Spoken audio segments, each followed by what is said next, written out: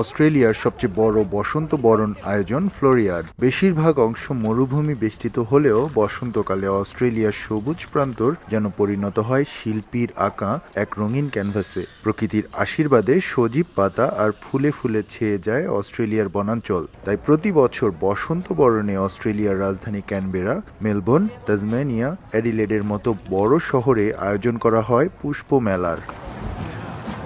এবছর মাসব্যাপী অস্ট্রেলিয়ার সবচেয়ে বড় বাসন্তী ফুলের মেলা আয়োজন করেছে ক্যানবেরা। 10 লক্ষেরও বেশি ফুলের এ বাগান যেন পৃথিবীর বুকে স্বর্গের কোনো টুকরো। স্কুল হলিডেতে সন্তানদের নিয়ে অপূর্ব এই সৌন্দর্য দেখতে দূর দূরান্ত থেকে আসেন অস্ট্রেলিয়া প্রবাসী বাংলাদেশিদের অনেকেই। মেলবোর্ন থেকে আসছি। মেলবোর্ন থেকে ক্যানবেরা এম্বাসিতে, বাংলাদেশ এম্বাসিতে একটু কাজ ছিল, তো অন দ্য ওয়ে আমরা চিন্তা করলাম কেননা একটু ফ্লাওয়ার ফেস্টিভ্যালটা দেখে যাই।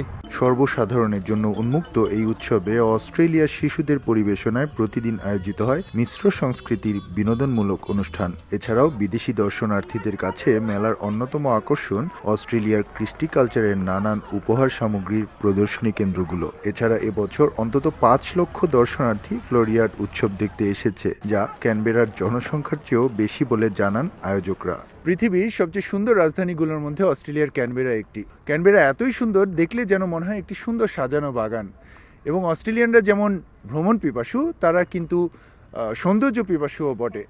প্রতি বছর অস্ট্রেলিয়ার ক্যানবেরাতে এই বসন্তকালে ফ্লাওয়ার ফেস্টিভ্যাল হয়ে থাকে, যেটি মূলত টিউলিপ ফেস্টিভ্যাল। আপনারা দেখতে পাচ্ছেন ক্যামেরাতে যে শত শত হাজার হাজার টিউলিপ এখানে, এবং নানান রঙের টিউলিপ, যা দেখতে শুধু লোকালরাই না, বাংলাদেশি প্রবাসীরাই না, পৃথিবীর বিভিন্ন দেশ থেকে পর্যটকরা আসে।